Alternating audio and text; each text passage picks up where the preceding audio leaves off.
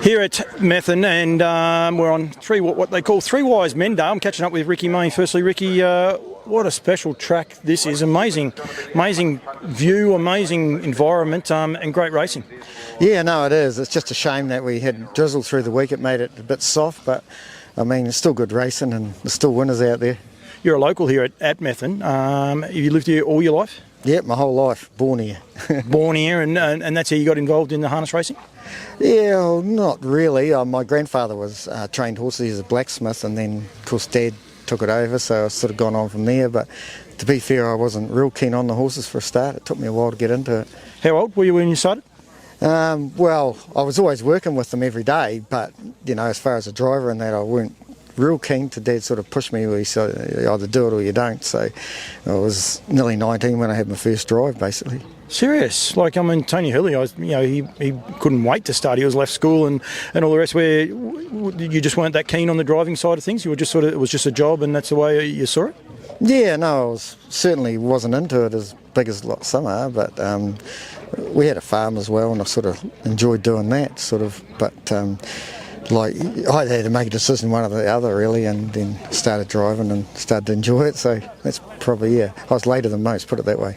Your dad was a trainer and trained for a long time, but was he your main influence in getting into the sport? Like, was he the main person sort of driving you to become a driver?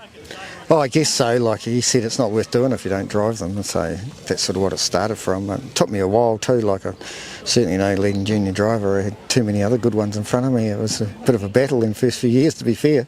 Serious? Like, there was you weren't the leading driver for a while? Oh, no way. I was only right down the bottom. Who were the drivers you were following? Well, Tony Hurley and Morris was sort of right up the top, and Colin DeFilippi and Peter Jones, like a real good lot, you know, so it was pretty hard to break in. It was one of the things I did in a similar one of these with Tony, and some of the names he was rattling off, I was just like, wow. And as an Aussie who knows limited about New Zealand, but the names are just household names in the harness racing industry, and you've been brought up around that same era. It must have been, was it fun to be in and around that era? Yeah, it was tough. Yeah, like for me it was. At any rate, I didn't get a lot of drives, so, you know, if it wasn't for a horse my grandmother owned called Rolling River, that's who I had my first win in, I'd end up winning 9 races with her, and I actually raced against Lord Modron and just about beat him one night, you know, so she was a bloody good mare, and that probably got me going, to be fair. It was one of the questions I was going to ask you, like, when we got towards the end, but you've started it off. But, you know, that horse, it's probably a bit special. We're going to talk about the best horses you've driven, or good horses that you've driven all the way through in a minute. But that horse was something very special to you, just to get you, I suppose, your appetite for the good competitive racing. Yeah, definitely, you know, because she won a few and you're up the Greys, like I said, racing against Lord Module at the time. So that sort of certainly helped you a lot, because, you know, I like I said, I didn't get bugger all drives. The juniors get everything today. We're lucky to get a drive a month, sort of thing, you know, when we started. Do you learn a lot when you get against, you say about driving against Lord Module? I mean, it wouldn't have just been him in that class. I mean, is that where you really start to hone your driving skills? Yeah, well, Locarno and all them were in that era, you know. I drove against all them, so they're all different horses, of course, but yeah, it took a while. Like I said, I'd have to say I went better when I lost my junior driver's licence, but the last year, the 5th year I had it, I think I won 13 races, but that was my best by far, and then sort of went better after that. Sort of started driving for Brian Saunders, who had Inky Lord, and his stable was going well, and then we increased our stable in about 89, 90, around that era, and our own stable won a lot of races. We won 2 Group 1s this year, Dad trained, and with driving the 2 stables I was pretty fortunate, actually. That's really got me going. 15, would you say 15 or 13 on the last season as a junior, and that was your best season? Yeah. The reason you're here today is you're in the 3,000 club, albeit just compared to the other 2, but I mean, you're in it. Did you ever dream of, you know, getting to 1,000 winners? No, never. No, you watch the New Zealand Cup, and when I was young, and you think, Jesus, you know, how awesome to win a race like that. You know, just can't believe it. You know, you watch Tony win it and that. You know, you think, oh, geez, it'd be great to win a cup, but you think it'd never happen. How many cups have you won? 7. Yeah. So, I mean, yeah, I just fortunate I drove good horses. Do you remember the first one? Your first New Zealand Cup, like, and the feeling? Oh, yeah, definitely. Yeah, he was a great little horse. He won races as a 2-year-old and 3-year-old, and he won the cup as a 4-year-old. But he had a few problems too on the way through, but he was a great little horse, yeah. You remember that first, like I said, you've been associated with plenty of good horses over the journey, and I'll get you to rattle some of those off in a sec, but do you remember like that first time when you got on one of the, like, who was your first real good horse, if you like, and was really competitive in that open class racing? Yeah, probably just about, one of, I actually drove Frangelico to win the mile mares race. We trained at that stage, and I just wonder if that was one of them. And then Brian sort of had quite a few, at that stage, but Inky Lord come along pretty soon, I guess that, when I started going good and started driving his horses, he certainly had a few nice horses. He was very, very special horse, Inky Lord. He really was. He wasn't very big. Yeah. He was a small horse, but he was terrible to drive in the preliminary warming up. Shocking. I remember the first day I ever drove him as a 2-year-old going in the preliminary. I thought, how the hell could this horse be any good, And he won. But he's just hopeless in the warm-up. But when he was pacing, he was gone, There's one race, and I think, I'm not sure, it might have been at the track that's recently closed. You're going to help me out, but he had no chance of winning and swamped him and ended up winning by about a length. It's one of the great YouTube footages. Hopefully you're going to be able to tell me where that was. It could have been the New Zealand Cup, actually. Oh, was it? Because he got checked at the 600. He was back last. Yeah, it was the New Zealand Cup.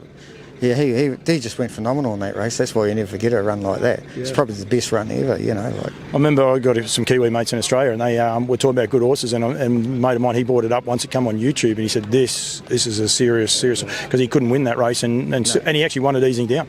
No, he couldn't win it from where I was.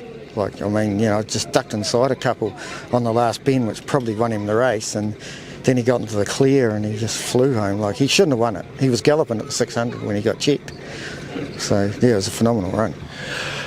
I will ask you probably your best one, but probably some of the better horses that you've been associated with, and maybe I suppose which one you consider as being the best horse you've driven. I know that's going to be hard because and probably not fair, and if you don't want to, by all means don't, but some of the good horses that you have been associated with over the journey and how special they were. Yeah, well, Monkey King was a phenomenal horse. He went to Australia, won the Miracle Mile first up in Menangle. The track wasn't very fast. He went 151. Everywhere he went, he won $3.5 million. He was just super little horse, and he was sort of like Inky Lord, about the same size. Yep. But then Terra to Love come along, and he put up some phenomenal runs as well. He was great over distance. Terra to Love, he's just a phenomenal horse over distance races. So, it's hard to put one in front really, and then you come to the trotters, I thought Mumbai was the best trotter I've ever driven, and Stylish Monarch, he just was his perfect horse. He wasn't dead brilliant, but he won a lot of big races, Just had that will to win? Yeah, he just went away. He just was a beautiful gated trotter. He won the Dominion. He had speed at the finish. He was just good horse, Was there, I suppose, a style or a horse that you enjoyed driving more, like that tough staying horse or that Inky Lord, Monkey King, that high speed horse? Was there a horse that you got more of a thrill out of driving, or maybe the trotter? I don't know. I got a thrill out of driving them all, to be fair, but to put one in front of the other would have to be, I think a good horse has got to stay, really, any rate, so they've got to be good stayers, and most of them were them horses. They're all great stayers. They all won 2-mile races and they won mile races, so they were just great horses at every distance. Terra to Love is a horse that I remember, and it's a little bit like Tony Hurley's favourite in Chokin. I mean, those horses that have that presence when they come out onto the racetrack. Monkey King had probably a negative. That was he didn't have that presence. Where Terra to Love, you had to look at him, and all the crowd wanted to look at him. It must have been so much fun going out on a track on a horse like that. When you got the crowd's attention. Yeah, well, Monkey King, I remember the second cup, when I went out on the track, the whole crowd just clapped him, and geez, the tingles went right through. Yeah, this is when he walked out onto the track before the race. Yeah. And then to win it, that was probably a massive thrill with everything that was going on. It was just, that would be probably one of my biggest thrills when he won that, so... You said there before, I can't hold you much longer because it's a short gaps here today, but you were saying there before about the juniors and the way it is now. Do you enjoy the sport the way it is now? Oh, I think it could be a lot better, to be fair. It's pretty tough going for everyone, owners and trainers especially. Drivers are still pretty lucky, I guess, but it's bloody tough out there. Do you like the fact there's so many young kids in the sport now? I know it makes it harder for a senior driver to get the drives, but I mean there's a great sprinkling of male and females, but a lot of young kids coming through really trying to make their mark. Oh, it's good, I hope they do. It's going to be tough for everyone, It hadn't hit the rock bottom yet, I don't think. So just hope, Hopefully it does come good. Ricky, thank you for joining me. Thank you very much, and congratulations on everything you've achieved in the industry too, mate. I think it's great, and well done to the Methven Harness Racing Club here for putting a day like this on. Well, it's good to see you here. Thank you.